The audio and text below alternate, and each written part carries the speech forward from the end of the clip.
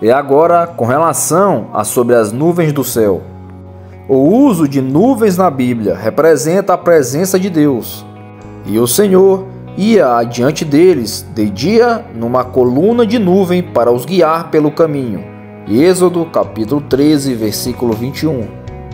E disse o Senhor a Moisés: Eis que eu virei a ti numa nuvem espessa. Êxodo capítulo 19, versículo 9. Quando Deus disse que iria adiante dos israelitas numa nuvem, será que os israelitas, ao olharem para o alto e verem a nuvem, viriam Deus literalmente montado nela?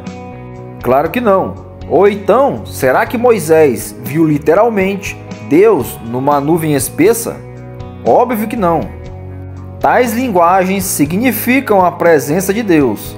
Mais adiante, em Êxodo, é dito que Deus desceu numa nuvem para estar com Moisés.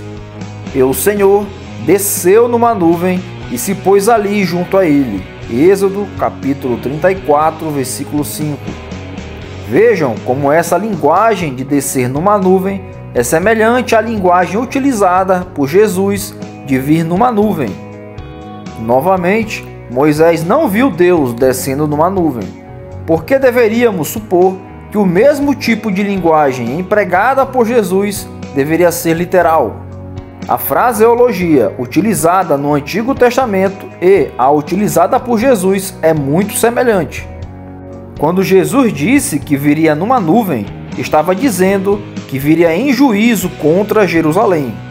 Esse era o imaginário do Antigo Testamento.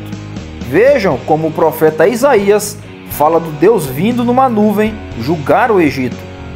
Peso do Egito.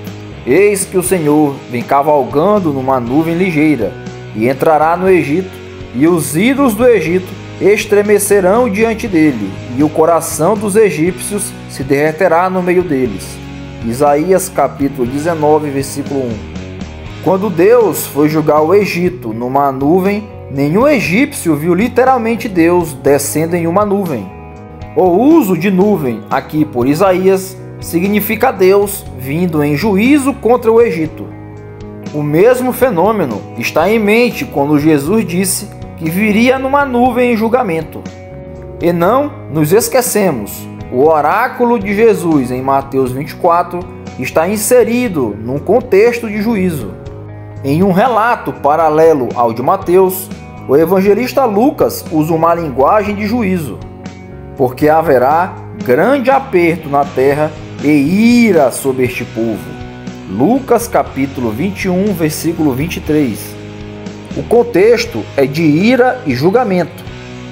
Sendo assim, não é de admirar que Jesus utilize o tipo de linguagem utilizada pelos profetas do Antigo Testamento. Os judeus sabiam que vinda em nuvem não era uma linguagem de bênção, mas de punição divina. O problema é que o povo tem a mania de interpretar a Bíblia com as suas lentes culturais contemporâneas, marcada pelas óticas cientificistas, materialistas e literalistas, características do nosso mundo ocidental. Mas, quando nos alfabetizamos com a linguagem profética do Antigo Testamento, entendemos melhor a linguagem profética utilizada por Jesus. Que essa vinda não é a vinda física e literal de Jesus, fica claro porque tanto em Mateus capítulo 26, versículo 64, quanto em Mateus capítulo 24, versículo 30, Jesus faz referência a uma vinda sobre as nuvens.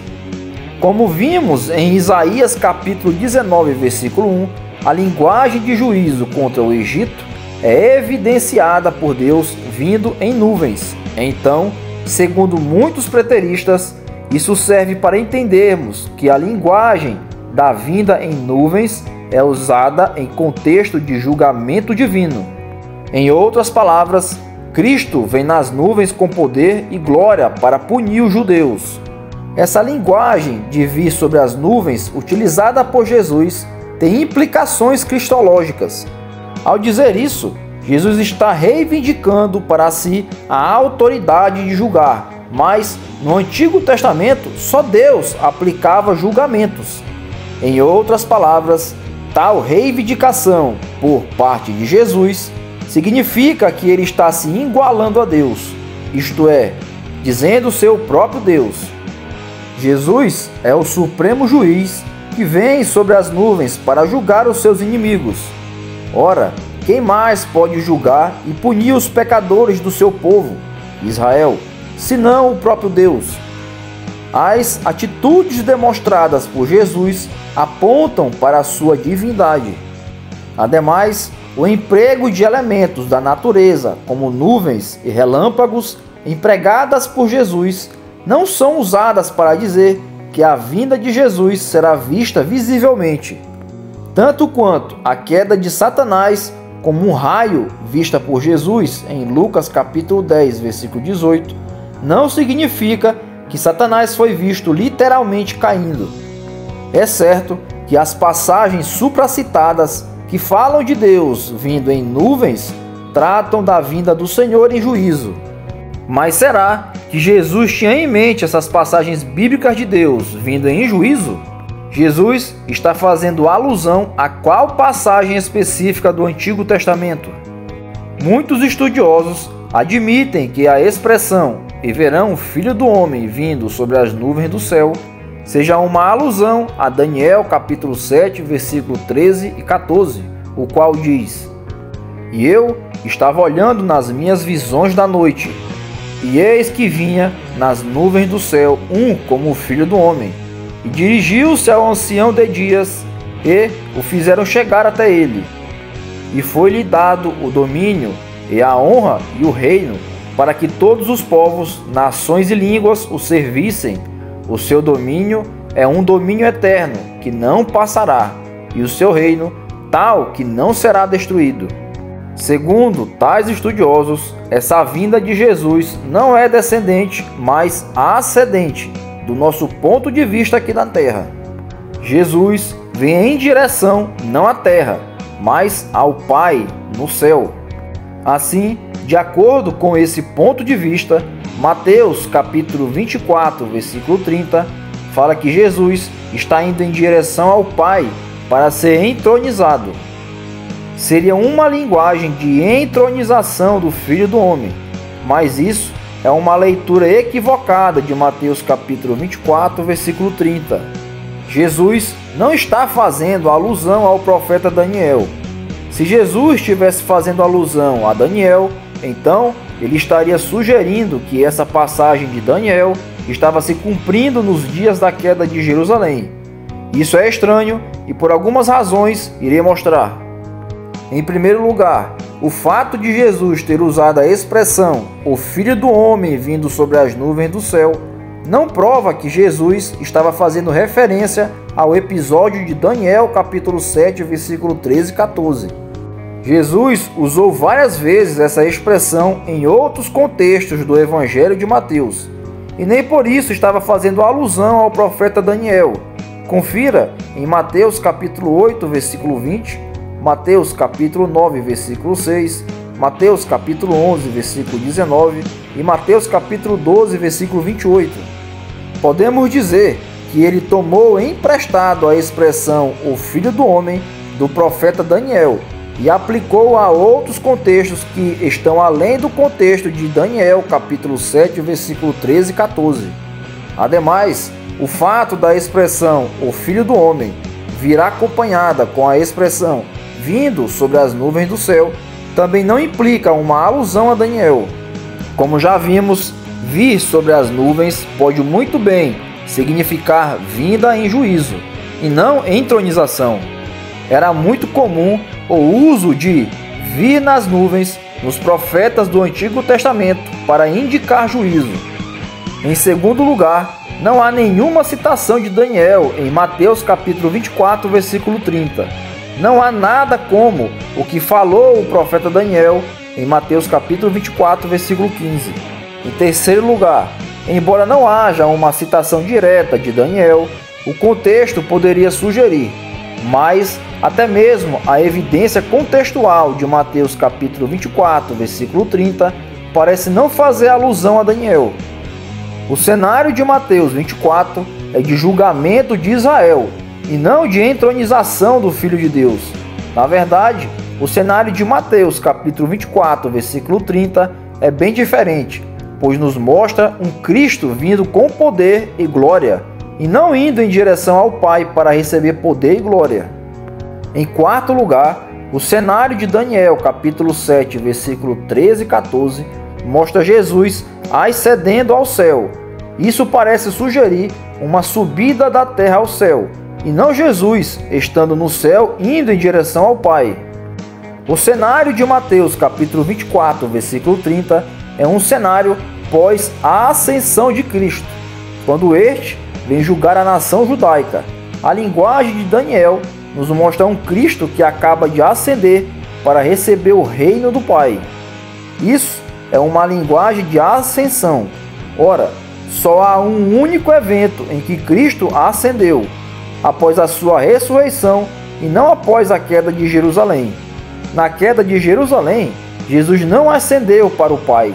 Ele já havia ascendido ao Pai cerca de 40 anos antes.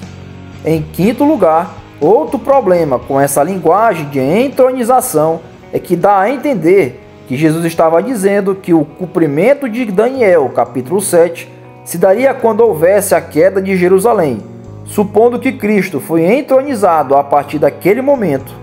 Mas essa é uma leitura muito estranha.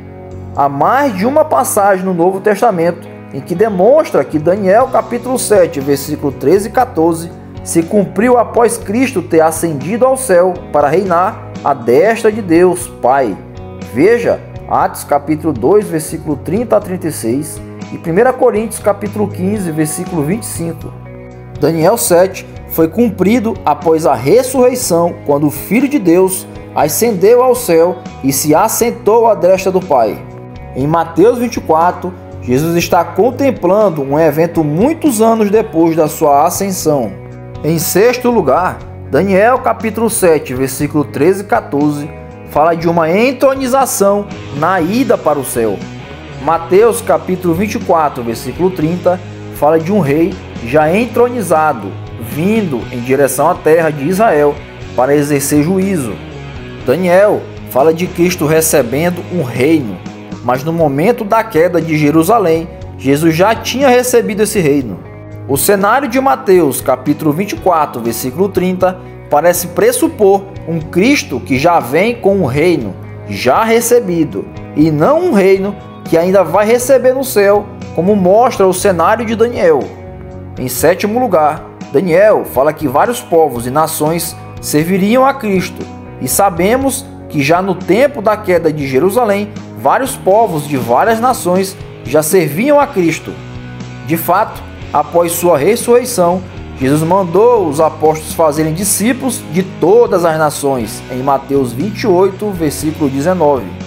Se Jesus tivesse em mente Daniel capítulo 7, seria o mesmo que dizer que os povos de várias nações começariam a servi-lo quando Jerusalém viesse ao chão. E por fim, quando compararmos o texto de Daniel capítulo 7, versículo 13 e 14, com Mateus capítulo 24, versículo 30, há mais dessemelhanças do que semelhanças, de modo que seria muito difícil Jesus ter em mente Daniel. No máximo, se há algum paralelo entre Mateus capítulo 24, versículo 30 e Daniel capítulo 7, versículo 13, é um paralelo terminológico e não uma alusão.